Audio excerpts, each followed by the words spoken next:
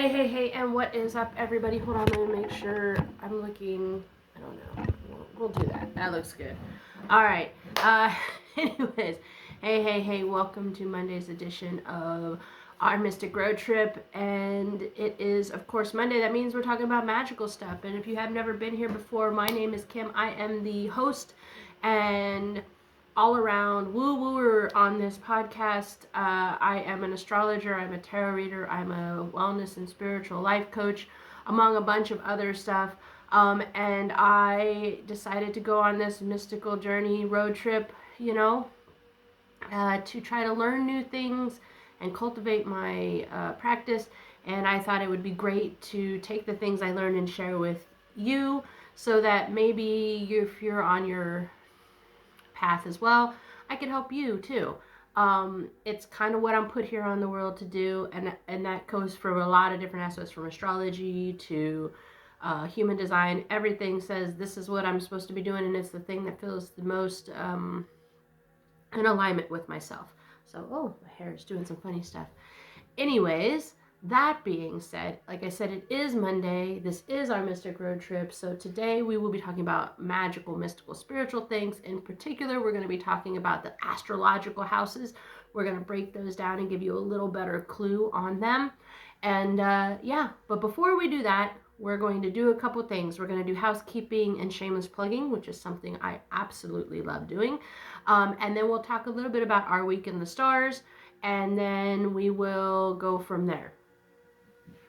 So let's get started, shall we? Let's start with the shameless plugging and the housekeeping. So if you want to reach out to me, you can most definitely do that through the links in the description box. I have social media. I also have an email there for you. Also, I keep feeling like this is all right. Let's hold on. All right, I know this is not good, but I'm gonna leave it in because that's what I do. So as I said, you can contact me through my social media, through the email for sure. If all else fails, just comment in the box if you're watching it on YouTube.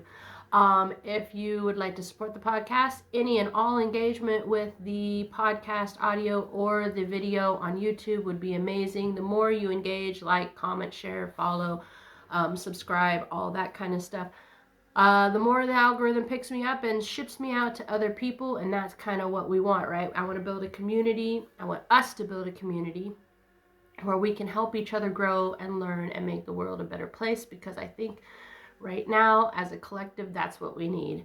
I think it's always what we need, but I would say that these next little cycle in Pluto and Aquarius, that is what the energies are saying. So let's build a community and collectively try to make the world a better place. If you want more information on this and other things, you can most definitely do that by checking out the Medium publication that goes with this podcast. Also, if you're interested in, I don't usually do this, but I feel like I'm trying to do what intuitive me says to do. If you're interested in astrological readings, tarot readings, life coaching, dietitian, holistic diet coaching, any of that stuff, by all means, please reach out to me as well. I offer those services, and we can talk about how to do that. Because once again, I'm just trying to utilize the information. I am a certified holistic dietitian. I am a certified astrologer. I am a certified life coach. And so I just kind of want to put that out there. So if that's something you're interested in, shoot me a message and we'll see what we can do for you. I think that's, and if you're into women, myth, legend, history, feminism, I have another podcast called Where All the Ladies At. So if you're into that, check it out too. It's a pretty cool thing. We talked about some pretty badass ladies. That is it for the shameless plugging and the housekeeping. So now we can jump into our week in the stars.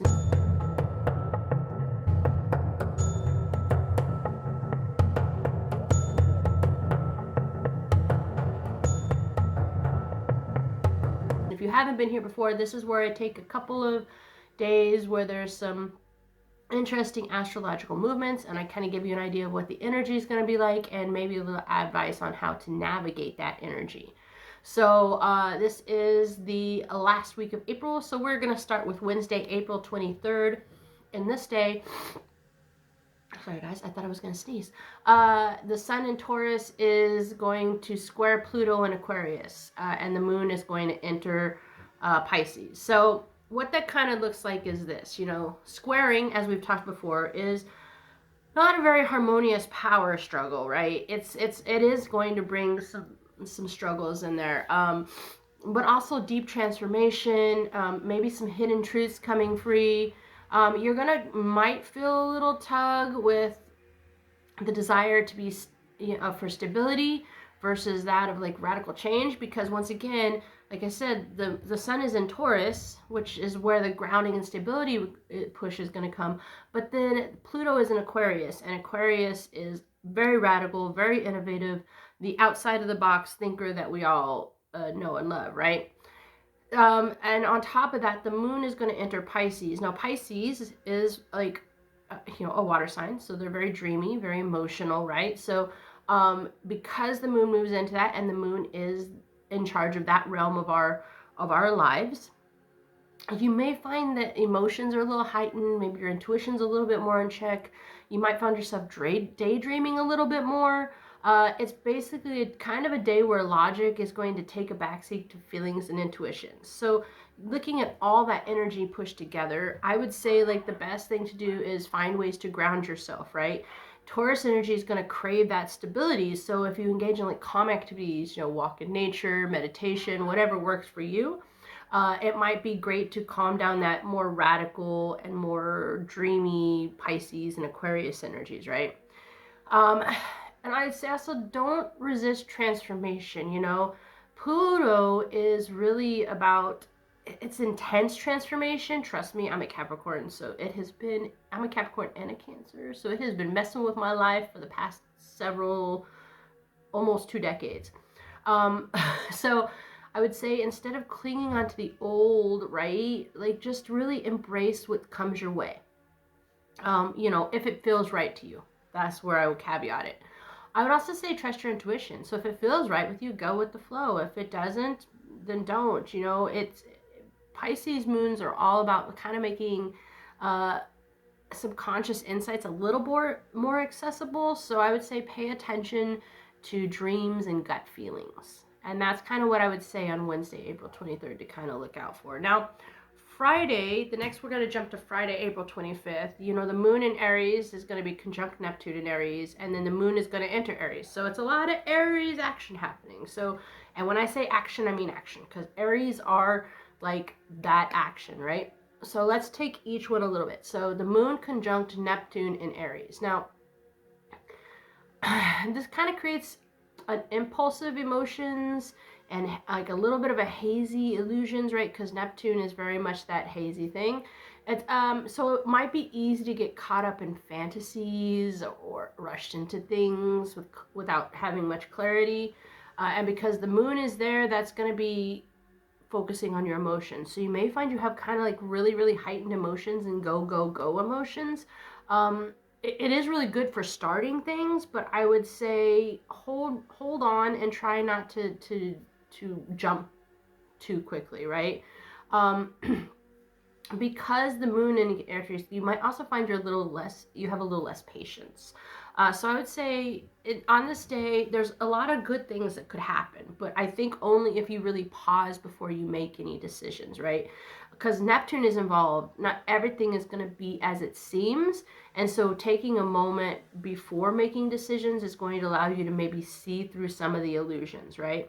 I would also say there's going to be a lot of energy that day. So channel it to being productive, right? Instead of being impulsive, try to direct that Aries energy into like more like movement and creativity and exercise and things that are going to push you forward towards your goals, right?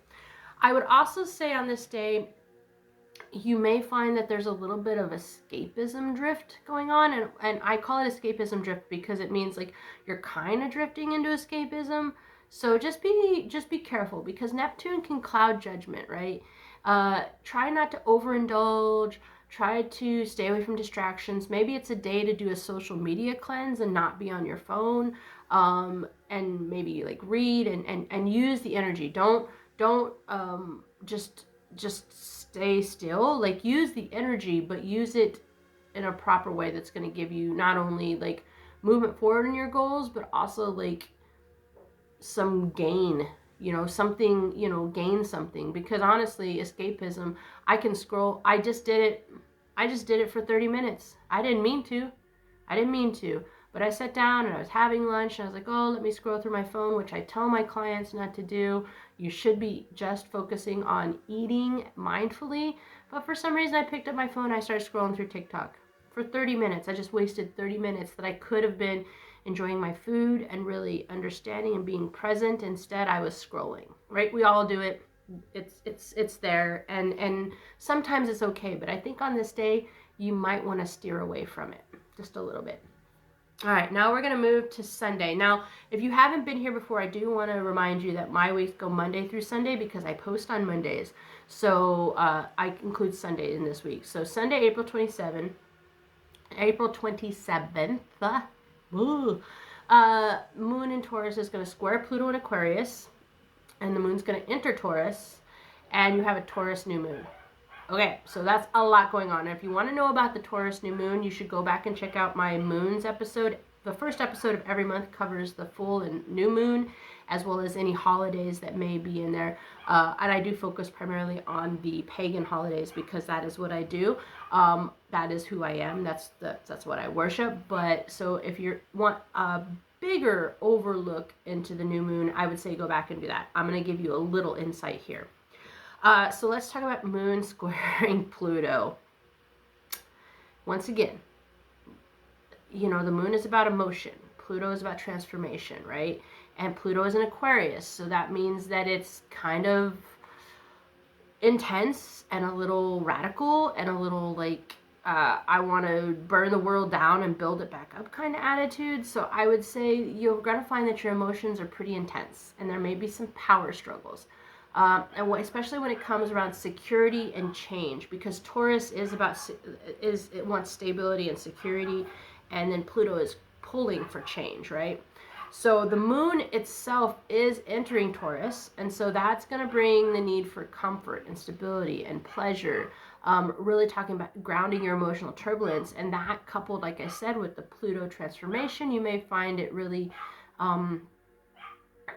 A lot of intense emotions coming up. On top of that, it's a new moon. So new moons are pretty powerful moments. They're great for setting intentions, especially related to like abundance and self-worth and long-term goals. So with all this energy circling around you, I would say make sure you set realistic intentions, right? Taurus energy really thrives on practical, tangible goals. What can you build over time? It's not a wham bam thank you ma'am. It's like the Taurus is slow, but it gains traction, and it does what it needs to do.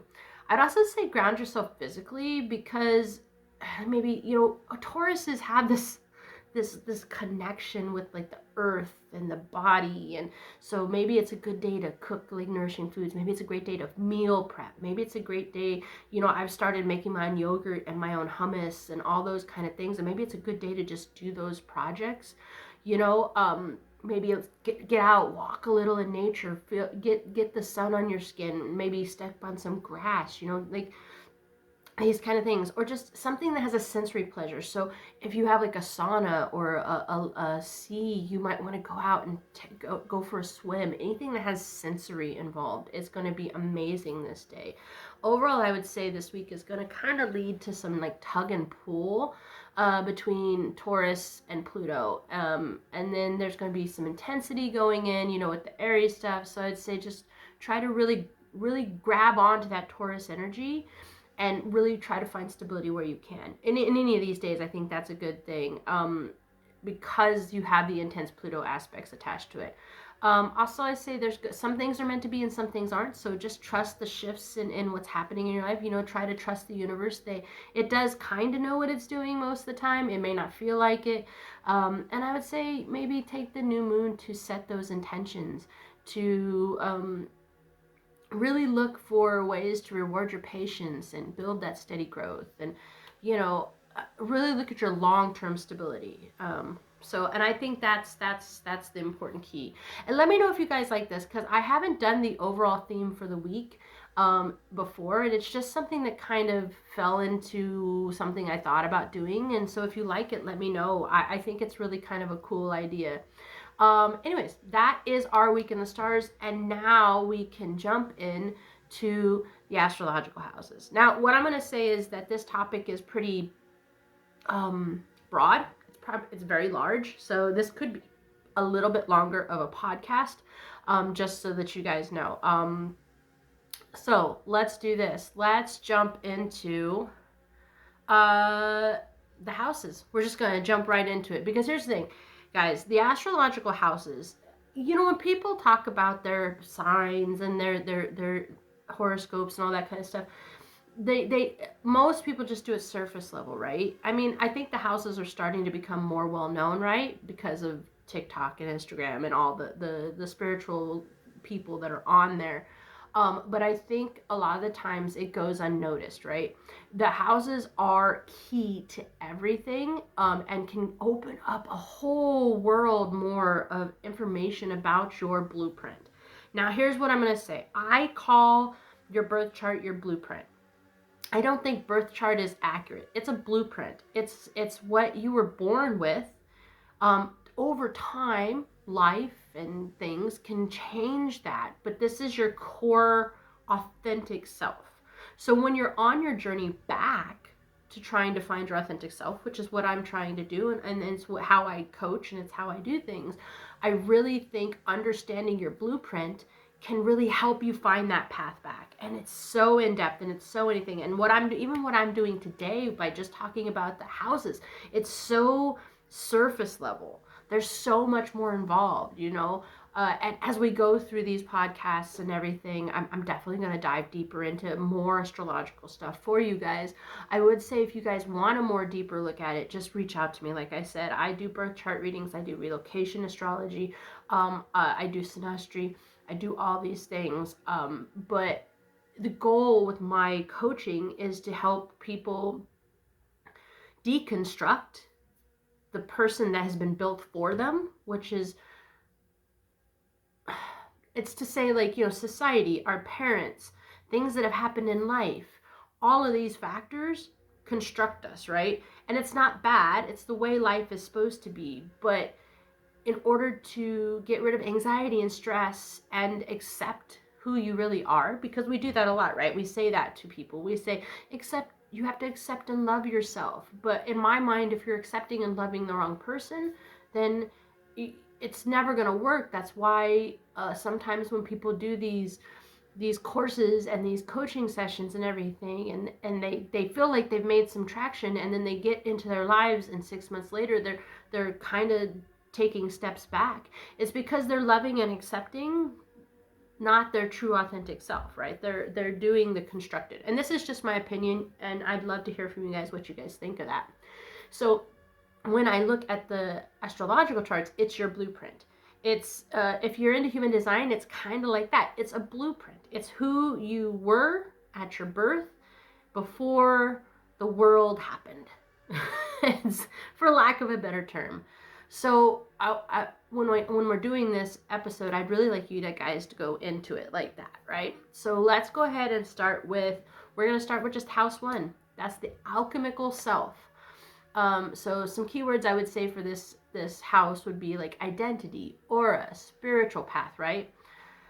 The first house is basically the raw essence of you. The first breath your soul takes in this incarnation. It's your spiritual fingerprint, right? It's the energetic field, the other sense before you even speak, right? This is the house that governs the mask you wear and the magic you radiate. So it's not a superficial disguise. The mask is actually reflecting your deeper self. It's just your first house in other words, first house kind of reveals how you navigate the world, how you initiate action, and how your spiritual essence interacts with the material plane, right? Because this house is so closely tied to your aura, any magical or spiritual work done here should focus on self-alignment, authenticity, personal empowerment. This is where alchemy begins. This is transmuting your energy into the presence you wish to embody, right? So with this one, if I'm looking at magical things, you could do mirror magic is really, really, really amazing when you focus on your first house energy. Your reflection is not just a physical image. It's an energetic gateway. You know what I'm going to do here? Hold on a second. Let me see. I'm going to pull up my chart. I'm going to keep it in front of me. And I'm going to talk to you about me as we go, right? So I can give you some examples. I have it on my phone. I always keep it in my gallery, like a screenshot, because I'm pretty good, but I don't remember everything. I don't remember everything. Okay, first house is your ascendant, okay? So you have your moon and your sun, right? Those are two different things. But in the houses, the first house usually is your ascendant, okay? So if mine is a Cancer ascendant, right? So if I'm working with first house energy, it's going to be working from that aspect, right? So I'm a Cancer. Cancers are water signs. So water and mirror magic, really great for me just in general. But, you know, maybe I'm looking at the mirror and really reflecting not on that, but on my emotions, right? Maybe it's a good time to, I did this one thing where I used the mirror and I just cried. And as a Cancer, I can cry. I'm a tough person. There's a lot of shadow elements to Cancers, but every sign has shadow and light. It's just the way it is. The way life is. There's yin and yang. There's black and white. There's good and evil. Everything has it, right? So I am a 21-degree Cancer, so I'm a little bit more towards the end of the spectrum. So, you know, there is that aspect. So also you can do rituals, you know, cleansing your mirror with moon water or rose water, and every morning kind of whispering affirmations into it, you know, just to reinforce the emotion, right? You want to talk about the energy you want to exude, right? So one of the mantras that you could be like, I'm a beacon of my highest self. I radiate authenticity, confidence, and magic, right? So the first house is the alchemical self. It is the ascendant, and it is about your spiritual path, your identity, your aura, that kind of thing, right? It's really about, once again, the presence you wish to embody, right? You need to use that energy in that way. Now, house 2, so house 2 is the sacred treasury, right? It is, you know, words that could be associated with this is like wealth, values, self-worth, right? The second house is often mistaken for just finances and possession, which it does have a holdover, but the true wealth is actually spiritual wealth, right? The house is about self-worth, abundance, alignment, and the energy exchange between you and the universe, right? Your spiritual inheritance, should you say. It's not just material. It is deep knowing, and you have to know that you're already born, right? When you honor your values and recognize your own worth, the universe responds by bringing more of that frequency to you. It's the law of attraction, right? Think of the second house as the vault for your soul's treasury kind of idea, right? Your talents, your integrity, your capacity to receive and appreciate. If you've ever struggled with self-worth, scarcity mindset, undervaluing your gifts, this house holds the key to unlocking that richness, right? So I'm a Leo, second house.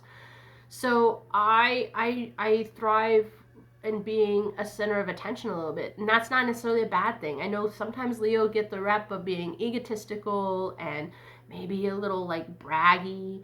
But if it's in the right vein, then it should be fine. It should be that way, right? So with this, I would say you're looking to really unlock your inner richness, right? So prosperity, symbols and things on your altar to really channel the abundance energy, green candles, cinnamon, citron, using all those kind of things in magical rituals and spells. And I think most importantly, in this house, you need to practice gratitude. What you honor really expands. So when you appreciate what you already have, you really magnetize more of it, right? So what I would say is, as I'm talking about these houses, if you have your chart, look at it and then go and learn about that sign and really try to manipulate it together, because I could go into so much, right? I could take each house and talks about each sign in that house. We don't have the time for that. Maybe I'll do that in another episode, maybe I'll break the houses down and just talk about each sign in that house and what it means, right? But right now we're just covering the general basis of the house, right? So we're going to move on to house 3, which I call the oracle's mind. Things that this covers, like communication, learning, messages. If you have ever thought that you kind of heard or felt like the universe just talking to you, that's because of the 3rd house, right? This is the domain of communication and synchronicities and spiritual downloads.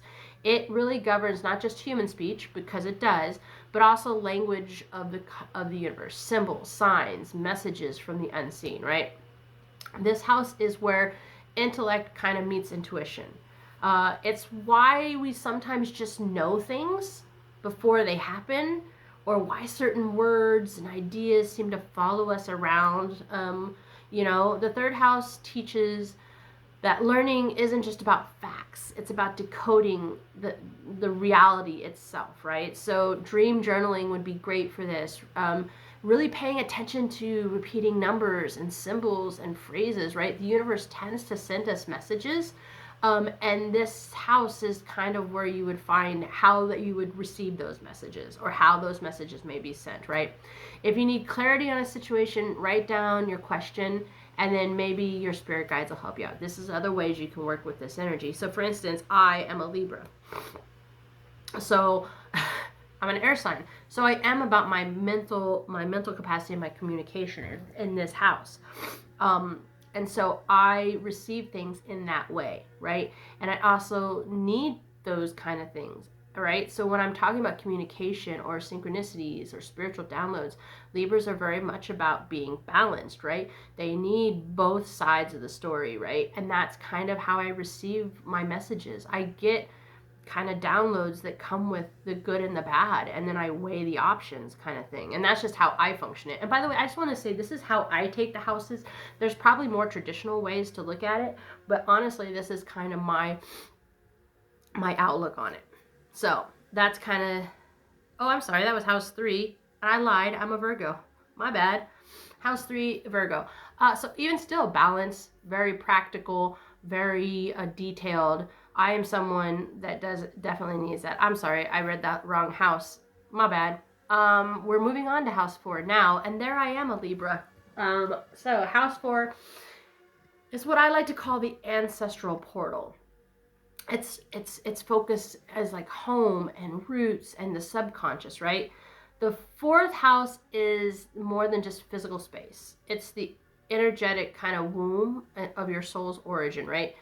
This house holds the echoes of your ancestors and the residue of past lives and subconscious patterns that kind of have shaped your earliest experiences. It is where you find comfort, safety, and the unseen forces that have shaped you, whether that's good or bad, right? Spiritually, the 4th house is kind of a gateway to ancestral wisdom. The spirits of your lineage kind of walk with this here, and intuition and memories and dreams, all these things can be helped. So this is kind of like if you've ever felt an unexplainable connection to a place, a name, or something that's around you, it may be because of an ancestral tie.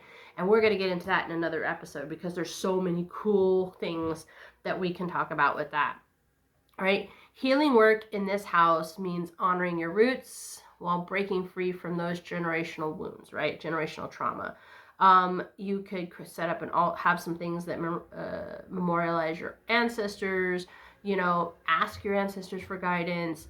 Keep a dream journal, once again, or even just add in, intuition, like spikes or synchronicities that you see. These can all be messages from people just trying to give you an idea. Once again, I, in the 4th house, am a Libra, so that is all about kind of balancing for me, how I interpret it is like I'm trying to balance the respect and love of my ancestral roots while also trying to break those generational ties, and I have to do it in certain ways, right? So that's house 4. We're going into house 5. So I like to call this the divine creator. It is all about creativity and pleasure and joy, right? If life is a grand performance, the 5th house is the stage that you probably want to stand on, right? This is where inspiration kind of meets self-expression. And so think of this house as kind of like a place where you're reminded that magic isn't just about shadow work and transformation. There's also laughter and creation and delight, right? This house is where you tap into pure joy of co-creating with the universe. That could be through painting, storytelling, music, dance, any type of creative form of expression that could help you manifest, right? When you create, your channel divine energy, and that brings that into the material world. And so if you're feeling more creatively blocked or uninspired, your 5th energy house, your 5th house energy, that's what I meant to say, may need to be reignited. You may need to be reignited, right?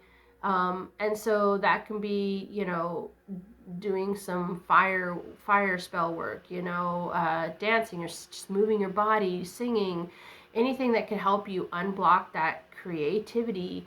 Really look at your desires and what you want, right? In the 5th house, hold on, my phone went dark. In the 5th house, I am a Scorpio, right? And so, yeah, right? So I things that make me have joy and pleasure and creation are things that are maybe a little more mysterious, a little darker. Scorpios have a tendency of really having deep thoughts. And so if you look at my writing, I love to write horror. I like to, read and create art that's about like darker things, not in an evil way, just I've always been driven towards that. And that could be because of my Scorpio leaning, right?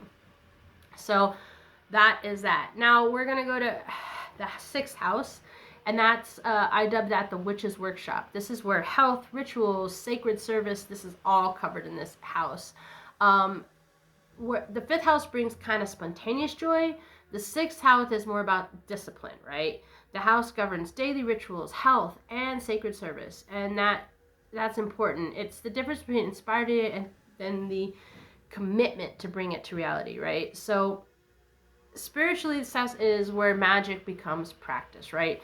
The body is a temple, and the true transformation happens when you have consistency.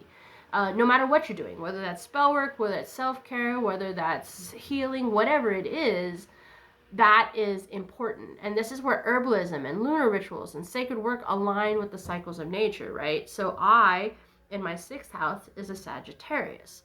So, it's a fire sign, so very much action oriented, very much that kind of thing, but I need consistency.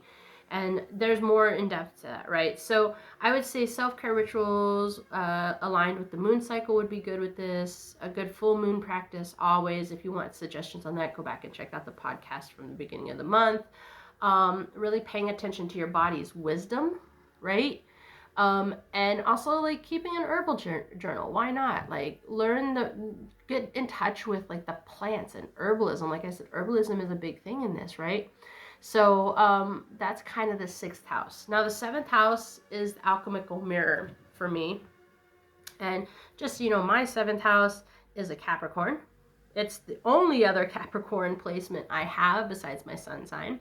And so this governs relationships and balance and soul contracts. The 7th house isn't just like love and partnership. It is about mirroring that, Every person enters your life and they are a reflection of something within you, right?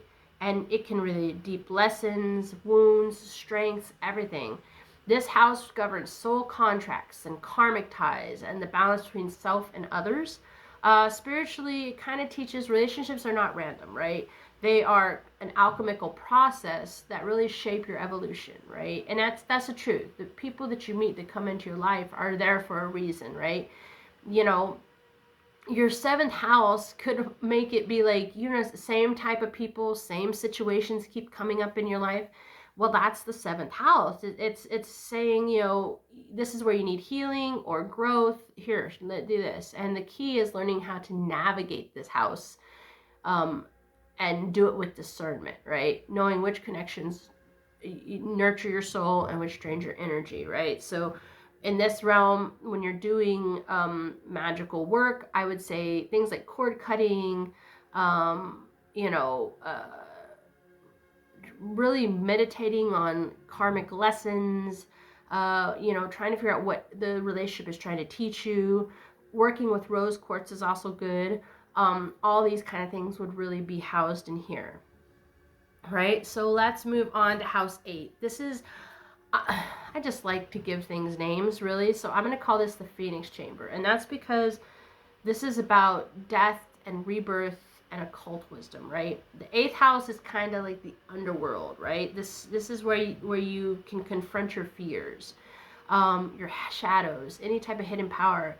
This house rules transformation, mediumship, past life connections, and, as I said, death and rebirth. This is when you can break down things to be reborn stronger.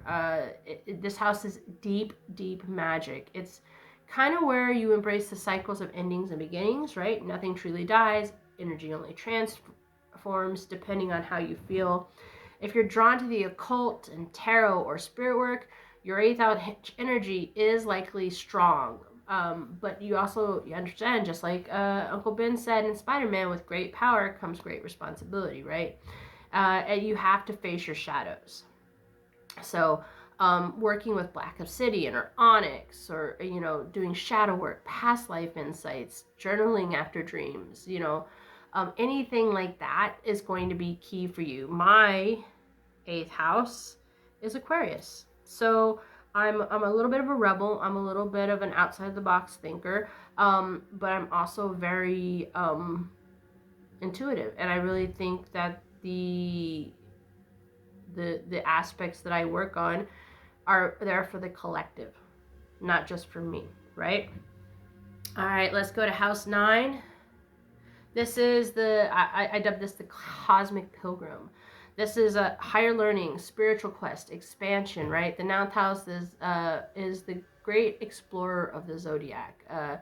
This is where esoteric wisdom comes in, astral travel, expansion of the mind and soul. This house is really geared towards higher learning, new perspectives, divine truth, that kind of thing. You know, what is your soul's philosophy?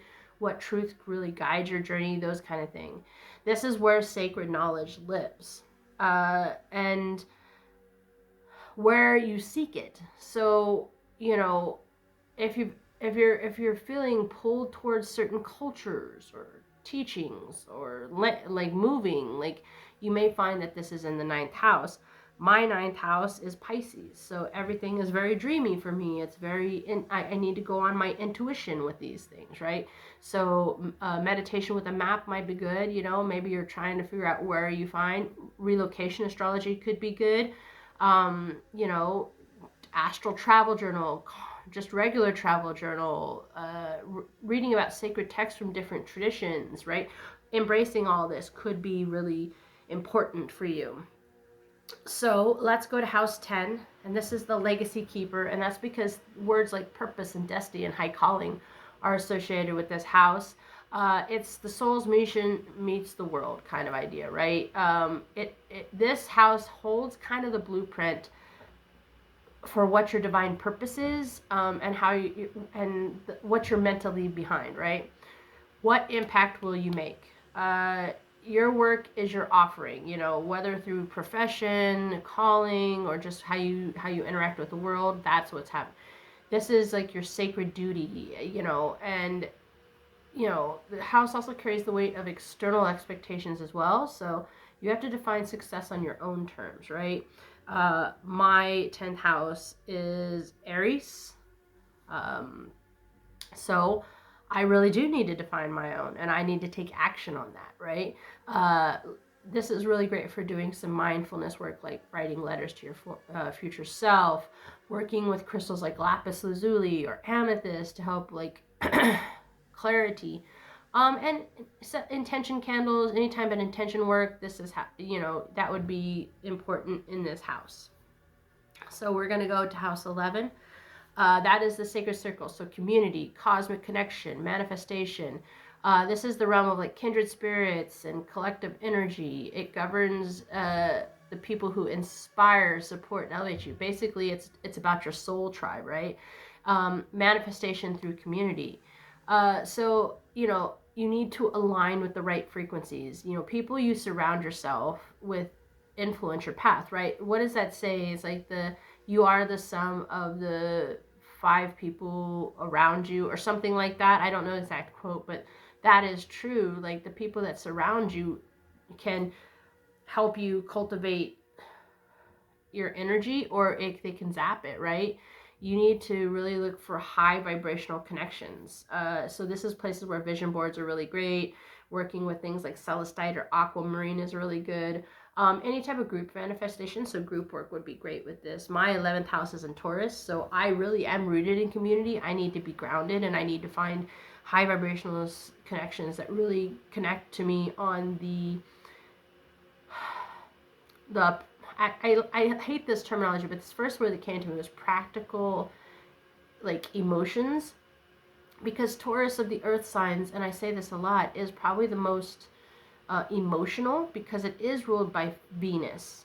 So beauty and that stuff is all very important. So yeah, let's go to the final house, which is the mystic sanctuary. So this is where dreams, intuitions, transcendence meets, right? The 12th house is the veil between the worlds. Deep spirituality, past life wisdom, divine surrender, intuition, dream work, all that stuff kind of comes into this area, right? This is the house about letting go and trusting the universe. It's also the house of the hidden knowledge. And that's like secrets that only really reveal themselves in divine timing. So the more you listen to your inner voice, the more you unlock your gifts, right? For me, I am a Gemini in my 12th house. So I'm very much about intellectual things and learning and growing and embracing that sacred thing. So in this one, I would say water scrying, moon charged water, anything having to do with that is important. Dream journals, of course. Working with stones like amethyst and moonstone could really help with that intuition and help connect to the spiritual realms, all that stuff, right? All right. And guys, that's it. That's the tour of the 12 astrological houses and the way I see them. They're not just parts of your birth chart, right? Oh, I have a Venus in my 12th house, Sagittarius in my 12th house. Okay, cool, but there's more to it than that. So what does that mean for you? And like I said, if you're interested, I think I might, actually, as I'm doing this podcast, I really think I'm going to do some individual podcasts on what each sign gets from each house, right? I think breaking them down per house, doing house 1 and this is what you get and da da da da da and this is this. Well, that I think that could be pretty helpful for those that want to dive deeper into their birth chart and their blueprint. Actually, I'm just gonna stop saying birth chart. I'm just gonna start saying blueprint because I really feel that's how it is. So yeah, it's really if you can understand and dive deeper into them, you can really use them to help guide your path for sure. And you also have to look at, there's so much more to it. You have to look at the degrees and what planets are in those houses at the time, not just the signs, and there's all kinds of things like that. So we'll dive deeper into more of that later. So yeah, that's it. I hope you enjoyed our little trip through the astrological houses. I hope you learned a little bit about it. You probably learned a lot about me. If you were taking notes, you now have pretty much my whole blueprint. I haven't told you my moon or my rising sign. Oh, I did tell you my rising. I do know my moon. You know my sun sign, but you don't know my moon sign. I'll tell you anyways. I'm a Cancer moon, so I'm a Capricorn with a Cancer moon and rising. It's a fun combination. Anyways, as always, guys, you know the drill. If you want to reach out to me, you can do that through social media, the email. If you want to support the podcast, interacting with the podcast audio or video is much appreciated. Like, comment, share, follow, subscribe, all that kind of good stuff. If you want more information on this, you can definitely check out my Medium publication. And if you'd like to book a session with me, whether that be tarot, astrology, or even just you want to talk one-on-one about life coaching, I use tarot and astrology in my life coaching. You can do that too. You can reach out to me in my social media. It's probably the easiest way to get to me. And if you're into women, myth, legend, history, feminism, all that kind of good stuff, check out my other podcast too. It's called Where All the Ladies At. It's pretty dope. Yeah, I said dope. Oof. I'm just going with the flow, guys. I don't know what's up. Anyways, yeah, as always, guys, that's it for this week. Make sure to check out Thursday's episode where I cover one more tarot card. And I dive deep into that. So if you're a tarot reader or someone who's trying to learn, it might be a great place to go. I have already done the major arcana and I'm working my way through the sword suit now. Yeah, that's it. As always, guys, stay curious, stay safe, stay blessed.